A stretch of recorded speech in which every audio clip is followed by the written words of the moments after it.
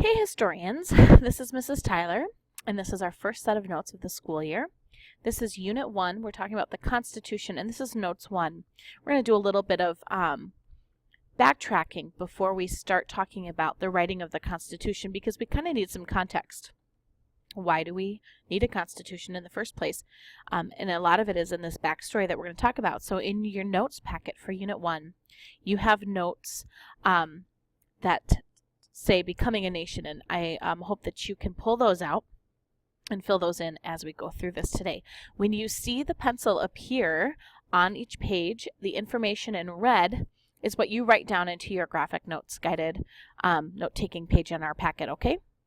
Let's get started.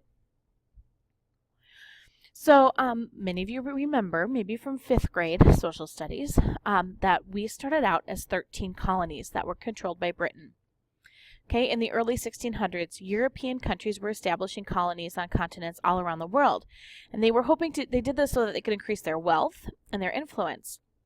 And all these different continents that they were spreading to, they had different resources that they could use and they could sell and they could make money. So in England, France, Spain, all of these countries at that time were big, powerful countries, and they had all laid claims to lands throughout different parts of North America. So there's British and French ships. The first successful permanent colonial settlement here in North America was the British settlement of Jamestown, and that was in 1607. You can see a little picture of it right there. Over the course of 150 years, 13 British colonies were established on the east coast of North America. France and England fought the French and Indian War to decide who could claim even more land beyond those 13 colonies. Of course, Britain won, and so those colonies remained British for a little while here. As the American colonies developed, so did 3 distinct regions with economic and cultural differences. Okay. In the New England colonies, up here, as you see in blue, they had religious communities, a lot of pilgrims and Puritans, like you talked about the pilgrims coming and landing here at Plymouth Rock in Massachusetts. And then subsistence farming. Subsistence farming just basically means that you are providing for your own family without growing anything extra to sell. So what your family needs, you make and grow yourself. It's like a big family garden. They couldn't do much else in that kind of environment because it got very cold in the winters and the soil was really rocky, so it wasn't really conducive to big, large farms. But a small family farm, they could make a go of it. Okay? In the middle colonies, which still kind of feels pretty north, but it's actually the middle, these had the larger cities. A lot of people had jobs here as merchants and traders, buying and selling goods and shipping things in and out. And they also had a little bit larger farms for food and livestock. They called this the breadbasket colonies because a lot of wheat farming and other types of grains. Okay? And then here in the southern colonies, we had plantations, cash crops. These plantations were 1,500 acres, lots of land, way too much land for one farmer and his family to maintain on their own. So they needed people to work those fields.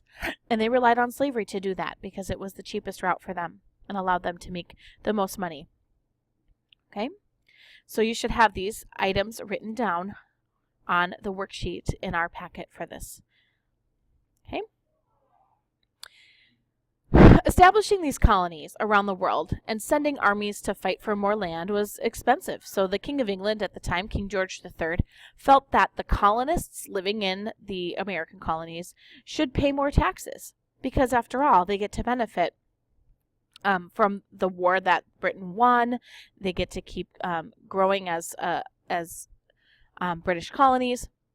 And so they wanted the colonists to pay more taxes to cover the cost of the French and Indian War. Many colonists didn't agree with the king. They were not allowed to send representatives to the British Parliament to help decide the laws and the taxes, but they were forced to live by those laws and pay those taxes, but they had no say. Tensions between the American colonies and the England increased. Events like the Boston Massacre and the Boston Tea Party took place as colonists began to rebel against the king's authority. So for King George III, will you please write down that he was the King of England, or Britain. He taxed the colonists, and the colonists rebelled against him. This is a sketch, a drawing of the Boston Tea Party. Okay. Ben Franklin was a important figure in this time period. He encouraged the colonies to send representatives to work together. He said that the colonies would be strongest if they united together. Each of these little colonies kind of viewed itself as its own little place. They didn't really have this coherent, this wasn't a country. Each of these were individual colonies, and they were ruled by a king far away. They didn't always get along, and sometimes they charged each other extra taxes to try to make extra money. Ben Franklin said, we're not going to be able to do much against this king overseas if we're all trying to fight him individually. But if we all work together and unite as one united group of colonies, we have a better chance. Okay, so the colonies sent representatives to form a congress that met in Philadelphia. Here's Philadelphia on your worksheet. Would you please define that as where Congress met? They called it the Continental Congress. Okay, they met in Philadelphia, Pennsylvania, and they decided how to respond to King George's abuse of power. War broke out when the British troops went to Lexington and Concord to confiscate the colonists' weapons. The first shots of the Revolutionary War were fired April 19th of 1775. And that's where George Washington comes in. He had been a British major in the French and Indian War, and he was well liked, and he did a good job in that war, and he knew how the British fought because he was a part of the British Army for a while. But in this situation, he ended up being chosen to lead the Continental Army when the Revolutionary War broke out. Okay, the Continental Congress debated the pros and cons of completely breaking away from England. In July of 1776, they decided to draft a letter to King George III to formally declare that the 13 colonies were independent from Britain. Okay, so if we're going to write a letter and declare our independence, then you can guess that this is the Declaration of Independence. And that was written by Thomas Jefferson, who was a representative to the Continental Congress from the state of Virginia. And he was part of a group, but he's the one who actually physically wrote the document, but he had other people helping him out. He wrote down the Declaration of Independence to break away from England. The Declaration of Independence listed the things that the many American colonists felt were crimes that the King of England had committed against the colonists and the people in the 13 colonies. And some of those crimes include these things here. Number one, they felt the king didn't care about the rights of the colonists. He didn't care that if they were struggling or if they, he just treated them as a way to get more tax money. The second thing that they accused him of is something called taxation without representation. Far away in England, there were lawmakers that could decide the laws and who paid what in taxes. But the colonies here in America could not send any representatives to take part in that government. And so they were often being taxed without anyone to represent them and speak up for them and stand up for their rights. And third, the king kept British soldiers in the colonies as kind of babysitters and to force obedience. And in doing so, he also let them, it was the law that a family had to let the British soldiers live in their home, and they had to feed them, and they had to clothe them, and the wife had to do their laundry. And it's kind of awkward having a random soldier from way overseas staying and living in your home. And the last one that was very frustrating for colonists was that the King of England sent the army to take away people's right to arm and protect themselves. They went to take all of the weapons, the guns and ammunition away from people in Lexington and Concord and in other areas that they considered were too rebellious. And so they were trying to disarm them, and They felt that any government who would try to take away citizens' right to protect themselves was committing a crime against people's natural God-given rights. Okay? So in 1776, on your timeline at the bottom of the page, would you please write that that was when the Declaration of Independence was written? Okay. So there's this music video that's hilarious. Many of you may have seen it as a 5th grader. So we'll skip it, but we'll see it another time. We saw it in class. Okay, so some colonists argued, we have a duty to obey the king. Forever and ever it had been believed that God granted a king power and authority to govern, and that power was handed down through noble birth. There's a reason why you were born into a noble family, and it was because apparently you were destined to rule over people. But Thomas Jefferson was a part of a group of new thinkers who felt differently.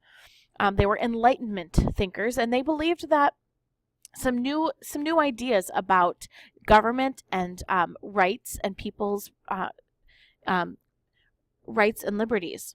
The Declaration of Independence was a very bold statement in 1776, and at this time, people just didn't always think this way. This was a brand new idea. But this is going to forever change the way that people view and interact with the government. Oops.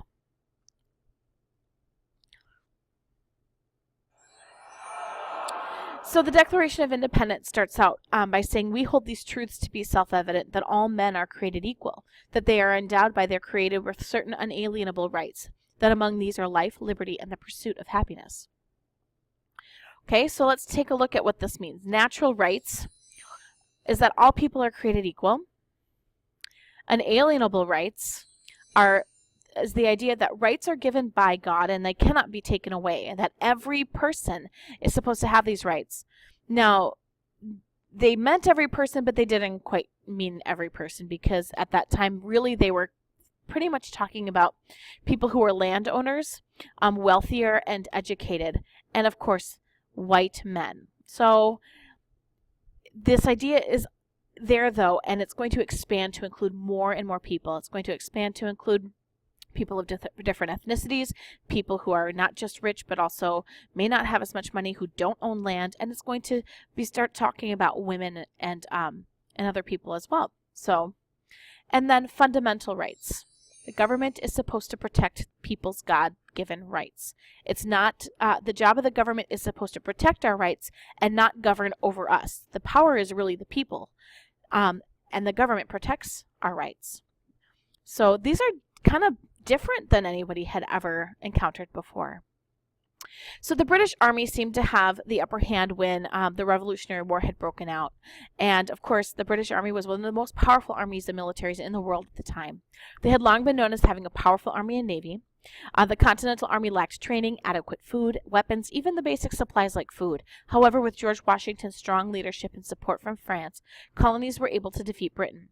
The Revolutionary War ended with the signing of the Treaty of Paris in 1783, and British soldiers left, and Great Britain recognized the 13 colonies were now an independent country, and we called ourselves the United States. So would you please fill in this section here on the Revolutionary War? It was fought between Great Britain and the American colonies. When? 1775 to 1783. And the outcome? Britain lost. 13 colonies became the United States. Okay, so this is the sheet that we filled out today, both of those sides, and all the answers should be now in your notes. Thank you for tuning in, and if you need to catch anything from the notes that you may have missed, you can always go back and scroll back and pause things and keep going as you need to. Thanks for joining us.